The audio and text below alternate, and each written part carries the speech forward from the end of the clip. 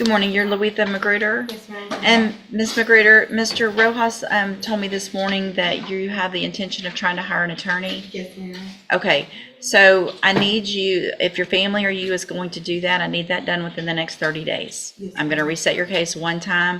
Obviously, I can't have you just sitting in jail while we're not doing anything on your case. And so Mr. Rojas will remain your attorney until or unless you hire someone.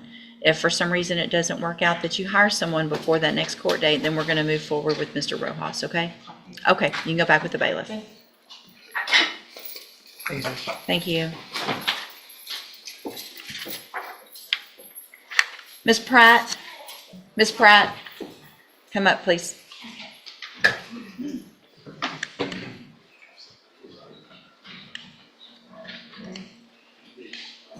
Ms. Pratt, why won't you give me your analysis this morning? Well, that's the same thing we went through last time. That's why I have the patch, because I found out that I have a tumor in my kidney Okay, while I was in jail, so that's why I can't urinate. okay. Because I have notification, The lady came from Vienna to put the patch on. It was real late at night in jail.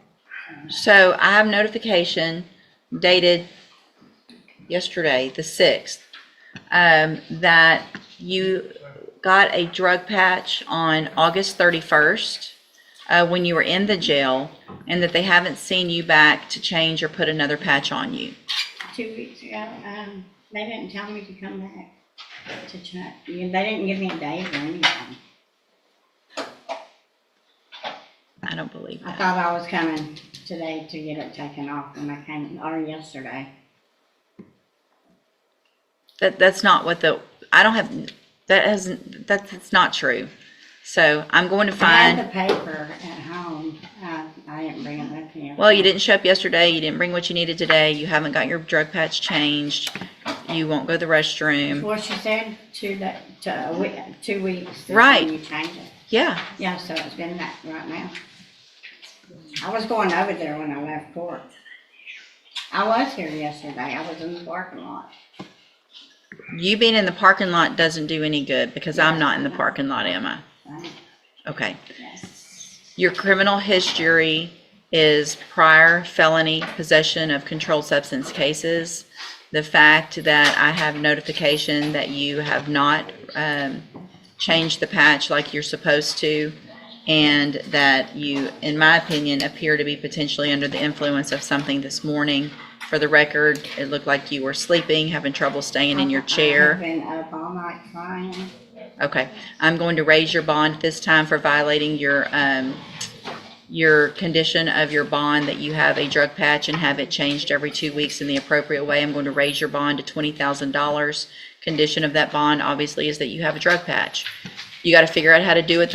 You have to figure out, ask the questions, get it changed the right way at the right time, and then we'll see what happens from there. You can go back with the bailiff. Good morning, sir. Are you Robert Hebert? Yes, ma'am. And will your client waive the formal reading of the indictment? Yes, Your Honor. Mr. Hebert, in cause number 25 DCCR 0740, you're charged with a third-degree felony offense of failure to comply with sex offender registration requirements from February 11th of 2025. And how do you plead to that charge? Okay. Are you pleading guilty freely and voluntarily? Yes. And because you did what they charged you with? Because do what they charge you with. Okay. I have here on the computer some documents that have your signature on them that the state has marked as exhibit number 1. Before you signed these, did you go over them with Mr. Parker? Yes. The paperwork on the tablet, did y'all go over it? And do you fully understand that? Yes. And do you understand, if I follow the agreement that you've made with the district attorney, that you will be waiving or giving up any right to appeal? That's correct. Also, do you understand, if you're not a U.S. citizen, that a plea of guilty or no contest may result in your deportation, exclusion from admission to the country, or denial of naturalization under federal law? State tenders number 1. No objection? It's admitted. Is there any evidence that Mr. Hebert is not competent? No, Your Honor. All right, sir, I'm going to find that you entered your plea of guilty freely and voluntarily. Find that you're mentally competent and understand the nature and the consequences of your plea. find sufficient evidence to find you guilty, and at this time find you guilty of the third-degree felony offense of failure to comply with sex offender registration requirements, sentence you in accordance with your agreement to a term of 2 years in the Institutional Division of the Texas Department of Corrections. You will receive credit on that sentence for any time that you've been in custody that the law gives you the right to receive. I have handed you the trial court certification that shows that this was an agreement that I followed, so you waived your right to appeal. I've also handed you a written admonishment regarding your ineligibility to possess a firearm or ammunition. Because of the judgment entered against you, you're ineligible under Texas law to possess a firearm or ammunition. Possession of a firearm or ammunition could lead to charges against you. Firearm is a legal term, and you should read the written admonishment I provide you to see what devices qualify as a firearm. If you have questions about the laws that make you ineligible to possess a firearm or ammunition, or about how long that lasts, you can talk with Mr. Parker. All right, good luck to you, sir. You can go back with the bailiff. See, Brandon Henderson. I don't know, they'll figure. Good morning. Are you Warren Mills? Good morning, yes, ma'am. Will your client waive the formal reading of the indictment? Here you are. Mr. Mills, in cause number 25, DCCR 0082, you're charged with the second-degree felony offense of assault on a peace officer from November 19th of 2024. And how do you plead to that charge? Are you pleading guilty freely and voluntarily? Yes, ma'am. And are you pleading guilty because you did what they charged you with? Yes, ma'am. I have here on the tablet some documents that have your signature on them that the Yes, state has marked as exhibit number 1. Before you signed these, did you go over them with Mr. Parker? Yes, ma'am. Do you fully understand them? I understand. And do you understand, if I follow the agreement that you've made with the district attorney, that you will be waiving or giving up any right to appeal? Yes, ma'am. Do you also understand, if you're not a U.S. citizen, that a plea of guilty or no contest may result in your deportation, exclusion from admission to the country, or denial of naturalization under federal law? Yes, ma'am, I understand. State tenders number 1. No objection. It's admitted. Any evidence that Mr. Mills is not competent? No, Your Honor. All right, sir, I'm going to find that you entered your plea of guilty freely and voluntarily. Yes, ma'am. Find that you're mentally competent and you understand the nature and the consequences of that plea. Yes, ma'am. Find sufficient evidence to find you guilty, and at this time find you guilty of assault on a peace officer. Sentence you in accordance with your agreement to a term of 4 years in the Institutional Division of the Texas Department of Corrections. You will receive credit on that sentence for any time that you've been in custody that the law gives you the right to receive. Yes, ma'am. I've handed you the trial court certification that shows this was an agreement that I followed, so you have waived your right to appeal. Yes, ma'am. I also handed you a written admonishment regarding your ineligibility to possess a firearm or ammunition. Yes, ma'am. Because of the judgment entered against you, you're ineligible under Texas law to possess a firearm or ammunition. Yes, ma'am. Possession of a firearm or ammunition could lead to charges against you. Firearm is a legal term, and you should read the written admonishment I provide you to see what devices Yes, ma'am. qualify. I have to read the whole thing to you. Oh, yes, ma'am. That's okay. That's okay. And see, now I'm going to mess it up because I got. No, you're fine. You should just. That's okay. Just read it to make sure you understand what devices qualify as a firearm. If you have questions about the laws that make you ineligible to possess a firearm or ammunition, or about how long that lasts, you can talk with Mr. Parker. Just for the record, Judge, I believe Mr. Nichols has agreed to dismiss his misdemeanor case in County Court 2. We have. Okay. Okay, then I'm sure Mr. Probably Nichols will studies take good. care of that, and they'll that way you'll be able to not have that holding you out there anymore. Okay. Okay, that's what. On that, All right. on that judge Good luck to you, case- sir. You can go back with Thank the you very bailiff. much. Good morning, sir. Are you Luther Sharp? Yes, ma'am. And Mr. Sharp, in cause number 25, DCCR 0916, you're charged with the second-degree felony offense of aggravated assault with a deadly weapon from May 26th of 2025. The indictment alleges you were previously convicted of theft, a third-degree felony, January 20th of 1987. Also on that same date, aggravated robbery, a first-degree felony. And after those were final, you were convicted of possession of a controlled substance, a second-degree felony, October 9th of 1998. What that means is that if you go to trial in this case and you're found guilty and those prior convictions are true, the range of punishment would be that of a habitual offender, which is a minimum of 25 years up to 99 years or life in prison. Do you understand? Yes, ma'am. And then in cause number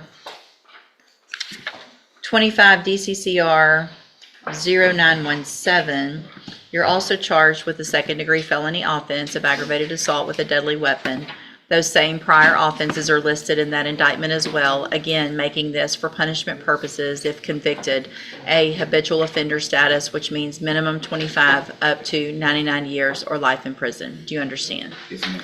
In each of those cases, I have here on the tablet some plea bargain rejections that you've signed with Mr. Parker that shows that the district attorney's office has made an offer, if you wanted to enter pleas of guilty in your cases, to proceed on, I guess that would be count one only. Yes, Your Honor. So just the offense, not the underlying prior offenses. So go on count one only for a 15-year term in the institutional division of the Texas Department of Corrections.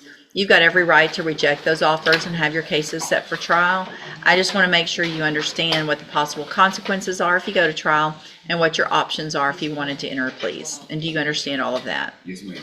And do you want to reject those offers and have your cases set for trial? Yes, ma'am. All right, we'll get that done.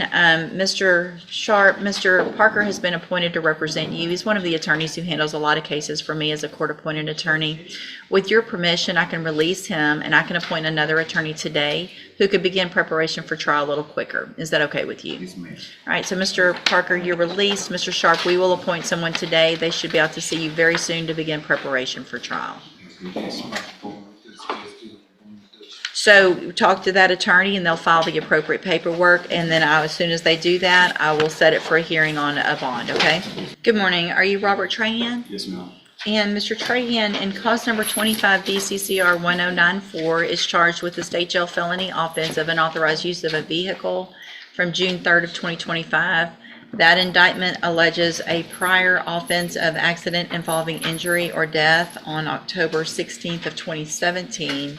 And then after that was final, convictions on October 17th of 2022 for evading arrest or detention with the use of a vehicle and also possession of a controlled substance, a second-degree felony, making this, if all of that's true, for punishment purposes, a second-degree felony offense. And then in cause number 25, DCCR 1317, charged with possession of a controlled substance. See.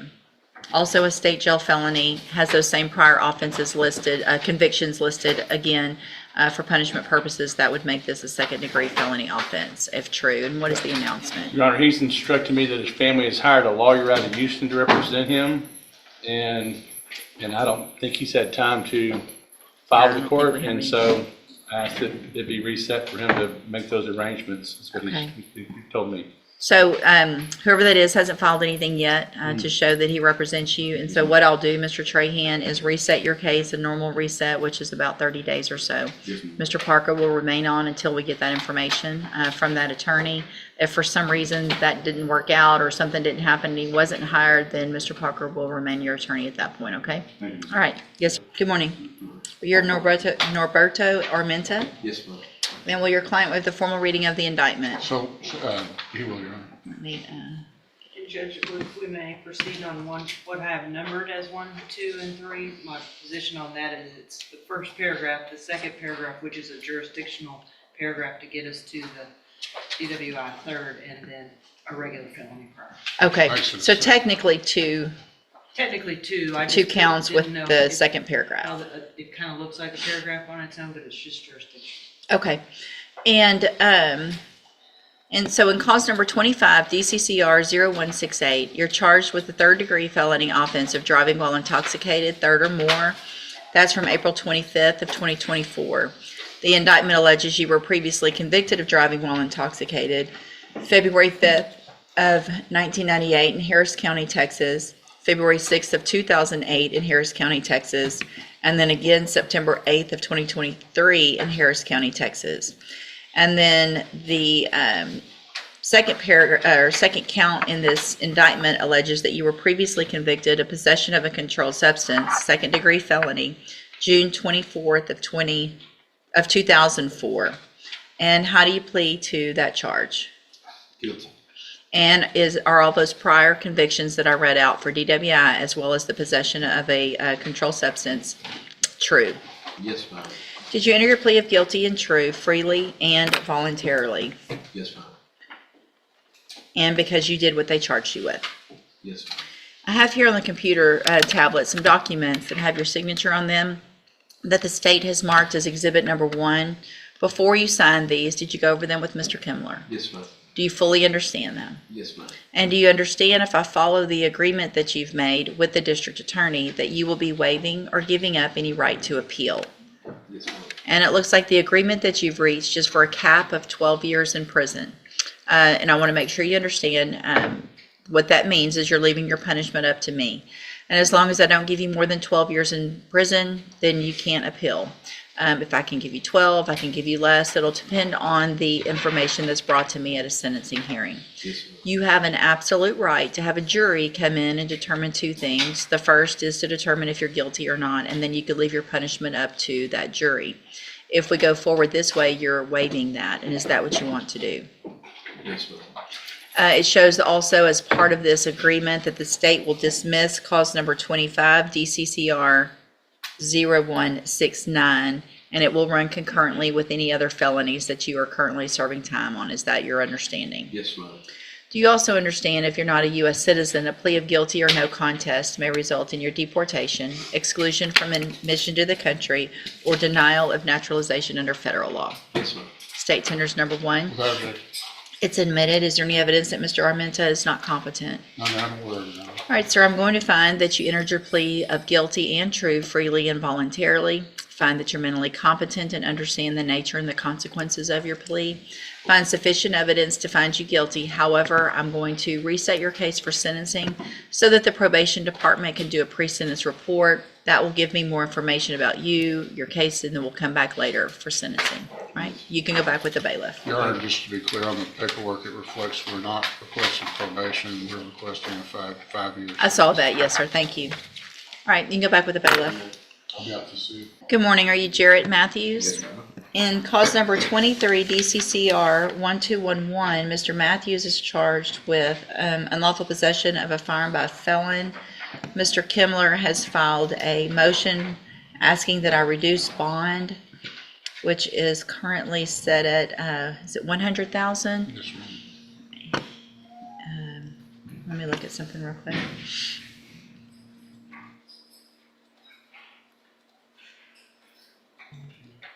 Mr. Kimler, you may proceed. Do you, are you going to call your client? Yes, Your Honor. Mr. Matthews, best you can, please raise your right hand. Do you swear or affirm the testimony you're going to give in this hearing will be the truth, the whole truth, and nothing but the truth, so help you God? Thank you. Go ahead, Mr. Kimler. Mr. Matthews, where do you live? Where do you reside? Lake Charles, Louisiana, And how long have you lived here? since I was born. And you were passing through on Interstate 10 when you got this case, is that correct? Yes, sir. Why is your bond at $100,000? What's your understanding of all this? Put that amount? I missed court. I had bonded out, my bond was 30,000, and I bonded out, but I had a old case in Louisiana. Calcasieu Parish? Yes, sir. No, Jeff Davis. Jefferson Davis Parish, all right. And I took time on that case. So you received a sentence in Jefferson Davis Parish? Yes, sir. And how long was that sentence and when did you receive it? It was a 4-year sentence, and I turned myself in March 18th of 2024. All right. And then how long were you in the Louisiana Department of Corrections incarcerated? Till about 3 weeks ago. Okay. And so did you discharge your Louisiana sentence?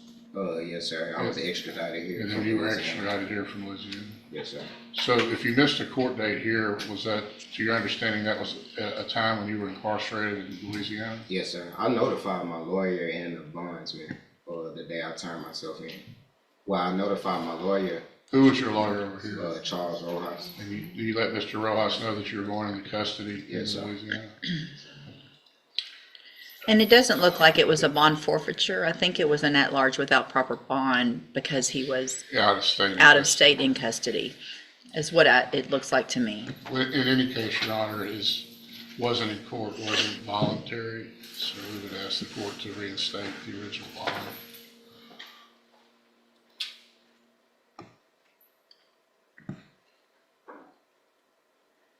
Ms. Molfino? Judge, my position though is that his criminal history in Louisiana, which sometimes is difficult to tell exactly what it is Decipher, from where, but translate. it's not a single incident, it's multiple incidents involving guns and drugs, or also a suggestion of drugs in this car where the gun was located, and he was also evading officers. So just based on the fact that he does have history in Louisiana and will probably return to Louisiana if out on bond, I would just ask the court to consider that bond sufficient. I don't know if there's a risk assessment from DPS. Do we have that, the form that you get from DPS on bonds? Risk No, I don't assessment? have that. The magistrates at the jail get that. I can get it if you want me to. I might take a look at it maybe before. I know the states, I know I'm not disparaging Ms. Mulford. Hold on, what? It should be scanned in if it was something used as a bond. I know they get it next door. He pulls them up to look at. That might be a better reference as far as his assessment. I think it's called a risk. I just was looking at the criminal history. No, there's a thing I can hear now you. that they're supposed to look at. It's DPS compiles it like a risk assessment. for There's bond. none in here. For some reason, that's not scanned into this case. And so what I can do, not sure why not. It should be if back when that bond was set, it looks like there was a bond set, I think 30,000 was the original bond. right? And that was back in 2022, probably on the date of the arrest. Yeah, when he was arrested. And at that time, there may or may not have been the, that's a fairly new program. So that was not something that was in existence in 2022 when this bond was set. So they took into consideration whatever they had under the available, yeah, history at the time in Jefferson County primarily. There were some things they could look at, but not the new warrant. If everybody would just give me a second, I am going to take judicial notice of the court's file, including the probable cause affidavit. Give me a second to read that, please. And Your Honor, we could just reset if the court wants to take under advisement to get that report. Let me just read this. This is one of those quiet courtroom moments that can change everything. Nobody is talking, nobody is arguing, and all attention is on what the judge sees in those documents.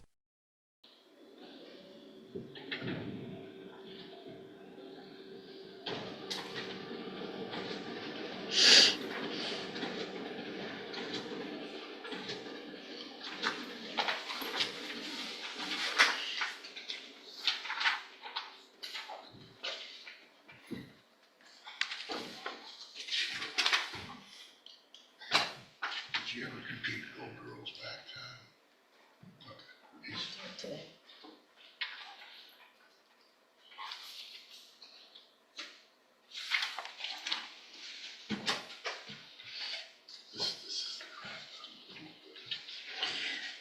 Yeah, I think it's probably important that I look at this. Honestly, Mr. Kimler, I'm not sure that it's going to be a positive or a negative. I'm not real sure based on what I'm reading and what potential criminal history there is that the $100,000 bond is sufficient, honestly. Okay. So, I Well, mean, it's not my intent to get the court to raise the. well, if you want me to look, And that's the lesson from today's courtroom.